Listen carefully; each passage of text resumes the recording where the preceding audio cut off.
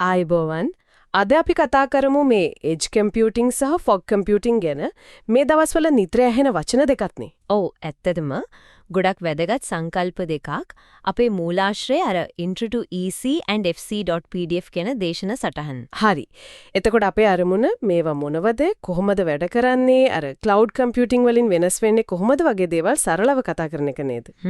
හරියටම වාසි අවාසි පාවිච්චි වෙන තැන් එහෙමත් බලමු.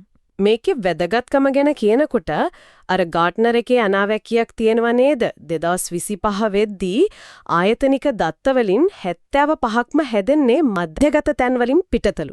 ඔව් ඒක ඇත්ත. ඒ කියන්නේ data හැදෙන තැන් වලම ඒවා මැනේජ් කරන්න වෙනවා. ඉතින් එතනට තමයි මේ edge fog එහෙම එන්නේ. අපි එහෙනම් මුලින්ම edge computing වලින් බලටන් ගමුද? මොකද්ද මේ edge කියන්නේ? edge computing කියන්නේ සරලවම කිව්වොත් දත්ත හදන තැනටම එහෙම නැත්නම් ඒක පාවිච්චි කරන කෙනාටම ගොඩක් කිට්ටුවෙන් පරිගණක සැකසුම් කරන එක. ඒ කියන්නේ data center එකට යවන්නේ නැතුව. ඔව් අරමුණ අර latency කියන එක. ඒ කියන්නේ දත්ත ගමන් කරන්න යන්නේ කාලය අඩු කරන එක. cloud එකට යවල එනකන් ඉන්න බෑ සමහර වෙඩවලට. තේරුණා. එතකොට මේක වැඩ කරන්නේ කොහොමද? දත්ත හදන තැනම කිව්වට. හිතන්නකෝ IoT device එකක් sensor එකක් තියනවා කියද? ඒකෙන් එන data ඒ device එකේම හරි ඒ ළඟ තියෙන පොඩි server එකක හරි edge node server process කරනවා සම්පූර්ණ data එක cloud එකට යවන්නේ නැහැ. හරි. එතකොට අර edge gateways කරත් කියන්නේ? ඔව්. edge gateway කියන්නේ අර edge device එකයි අනිත් network එකයි අතර ඉන්න අතරමැදියෙක් වගේ. data filter කරනවා, security දෙනවා, protocol convert කරනවා වගේ වැඩ. හරි. වාසි පැහැදිලි නම් ස්පීඩ් එක bandwidth ඉතුරු වෙනවා, network traffic අඩු වෙනවා. ඒ වගේම security එකත් යම් තාක් දුරට හොඳයි. මොකද data එක තැනකට ගොඩ ගැහෙන්නේ නේනේ. හැබැයි ඉතින් අවාසිත ඇති නේද? හැම edge device එකකම processing power storage ඕන වෙනවා. ඔව් ඒක අවාසිය. වියදම වැඩි වෙන්න පුරුවන්. අනික මේ විසිරුණු devices ගොඩක් manage කරන එක ලේසි නෑ. security අභියෝගත් වැඩි වෙන්න පුරුවන් තැන් ගොඩක data තියෙන නිසා. අර smart home devices නම් හොඳ උදාහරණයක් වෙන්න ඇත නේද? ඉන්ටර්නෙට් නැතත් ලයිට් එක on off කරන්න පුළුවන් වෙන්නේ local processing නිසා. හරියටම. ඒ edge computing වල සරල application එකක්. දැන් එතකොට fog computing කියන්නේ මොකද්ද? edge වලටත් වඩා වෙනස්ද? fog computing. ඒක Cisco එකෙන් නේද මුලින්ම ගෙනාවේ? ඒක තියන්නේ cloud එකයි අර edge devices ටිකයි අතරමැද වගේ නේද? ඒට හොඳ පැහැදිලි කිරීමක්. හරියට පොළවට කිට්ටුවෙන් තියෙන මීදුම වගේ.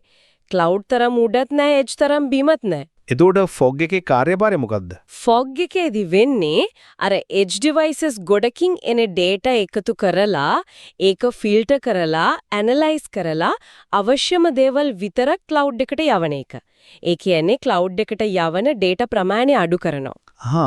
ඒකට edge එකෙන් එන හැමදේම cloud එකට යන්නේ නැහැ. fog එකෙන් පාරක් filter වෙනවා. ඔව්. විශේෂයෙන් data ගොඩක් කෙනෙකුට smart cities වල traffic sensors වගේ එහෙම නැත්නම් industrial IoT වලදී මේක ගොඩක් ප්‍රයෝජනවත්. තප්පර ගානක ප්‍රමාදයක් වුණත් අවුල් වෙන වැඩවලටත් fog layer එක වැදගත්. එතකොට වාසි පැත්ත බැලුවොත් cloud traffic අඩු වෙනවා, bandwidth ඉතිරි වෙනවා. ප්‍රතිචාර කාලයත් cloud වලට වඩා අඩු වෙති නේද? ඔව්. edge තරම්ම low latency නැති වුණත් cloud වලට වඩා හොඳයි. අනික data ටික host එකට කිට්ටුවෙන් process වෙන නිසා security එකයි privacy එකයිත් යම් තාක් දුරට වැඩි.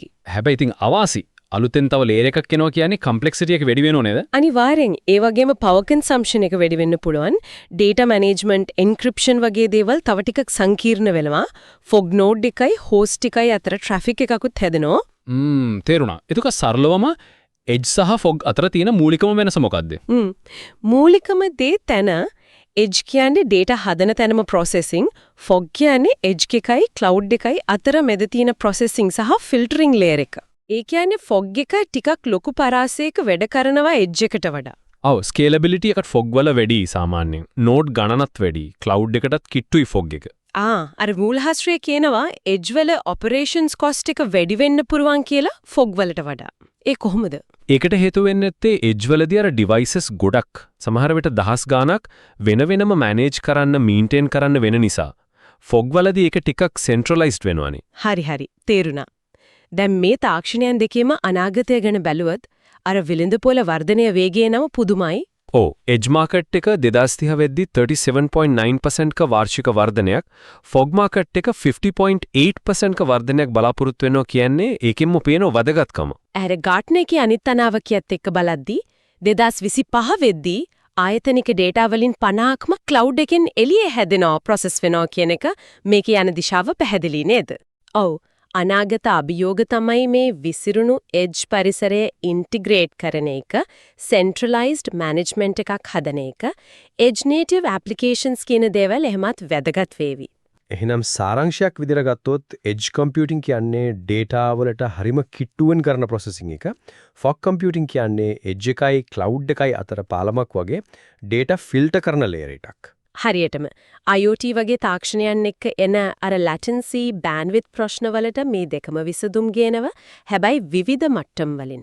අවසාන වශයෙන් අපි පොඩි ප්‍රශ්නයක් ඉදිරි කරමු නේද? හිතන්න ගොඩක් ඩේටා ක්ලවුඩ් එකෙන් පිටත ප්‍රොසෙස් වෙන කාලෙක මේ ක්ලවුඩ් ෆොග් සහ එජ් කියන ලේයර් තුනම එකට වැඩ කරනකොට ඒක අපේ ටෙක්නොලොජි ඉන්ෆ්‍රාස්ට්‍රක්චර් එකට විතරක් නෙවෙයි අපි හැමදාම පාවිච්චි කරන ස්මාර්ට් ඩිවයිසස් එක්ක තියෙන සම්බන්ධයට කොහොම බලපාවිද? ඒක ඇත්තටම හිතන්න හොඳ ප්‍රශ්නයක්. ඒ ඉන්ටිග්‍රේෂන් එක තමයි අනාගතේ ගොඩක් දේවල් තීරණය කරන්නේ.